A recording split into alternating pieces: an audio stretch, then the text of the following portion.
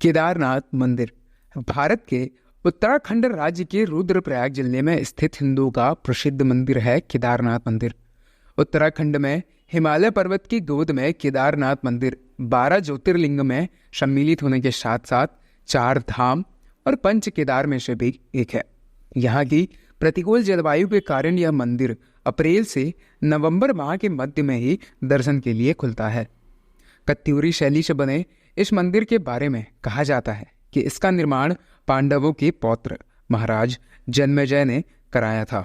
यहाँ स्थित स्वयंभू शिवलिंग अति प्राचीन है और आदि शंकराचार्य जी ने इस मंदिर का जीर्णोद्धार करवाया था।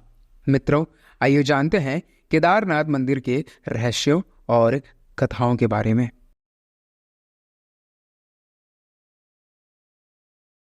जून 2013 भारत के उत्तराखंड और हिमाचल प्रदेश राज्य में अचानक आई बाढ़ और भूस्खलन के कारण केदारनाथ सबसे अधिक प्रभावित क्षेत्र रहा है। मंदिर के आसपास के सारे घर बाढ़ में बह गए।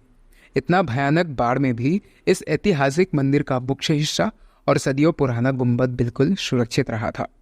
लेकिन मंदिर का प्रवेश द्वार और आसपास का इलाका पूरी तरह से तबाह हो गया था।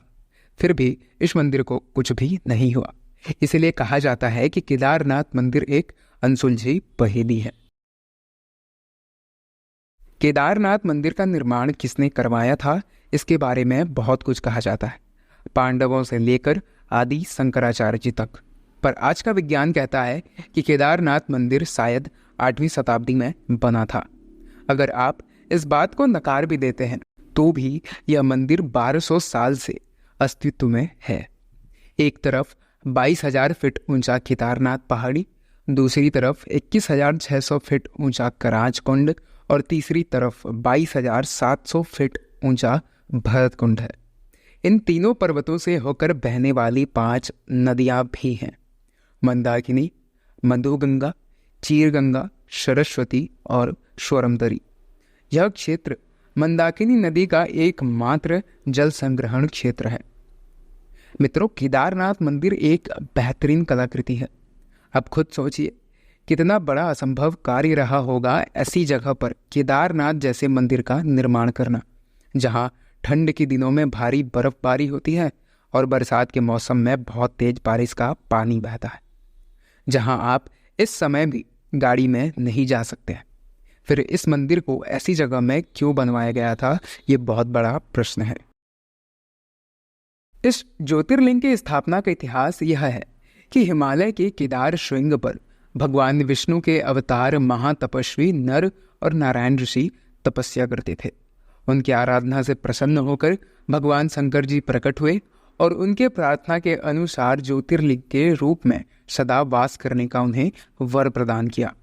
यह स्थल केदारनाथ पर्वतराज हिमालय के केदार नामक श्रृंग पर स्थित है। पंच केदार की कथा ऐसी मानी जाती है कि महाभारत के युद्ध में विजयी होने पर पांडव भाइयों की हत्या के पाप से मुक्ति पाना चाहते थे। इसके लिए वे भगवान शंकर जी का आशीर्वाद पाना चाहते थे, लेकिन शंकर जी उनसे रुष्ट थे।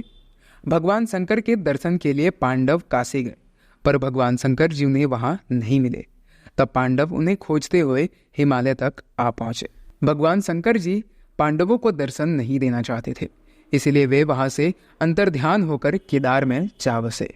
दूसरी ओर पांडव भी लगन के पक्के थे। वे उनका पीछा करते करते केदार पहुंच गए। भगवान शंकर जी ने तब एक बैल का स्वरूप धारण कर लिया और वे अन्य पशुओं से जा मिले। पांडवों को संदेह हो गया कि भगवान शंकर जी यही कहीं स्थित है। तब भीम ने अपना विशाल रूप धारण करके 2 पहाड़ों पर अपना पैर फैला दिया। अन्य सब गाय बैल तो पैर के नीचे से निकल गए, परंतु भगवान शंकर जी रूपी बैल पैर के नीचे से जाने को तैयार नहीं हुआ। भीम बलपूर्वक उस बैल पर झपटे, लेकिन वो बैल भूमि में अंतर्ध्यान होने लगा था।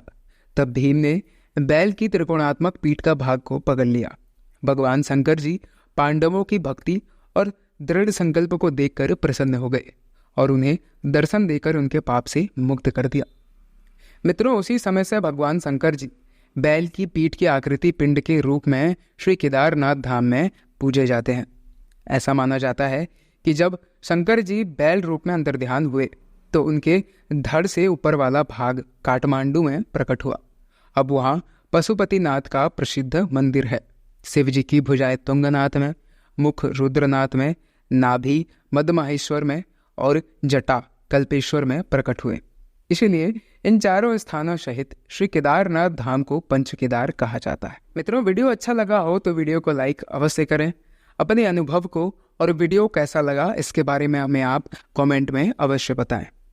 अगर आपको ऐसी कथाएं और ऐसी जानकारी चाहिए तो हमारे YouTube चैनल आध्यात्मिक पंडा को अवश्य सब्सक्राइब करें। मिलते हैं अगले वीडियो में, तब तक आप हरि नाम जपते रहिए। जय श्री नारायण। हर हर महादेव।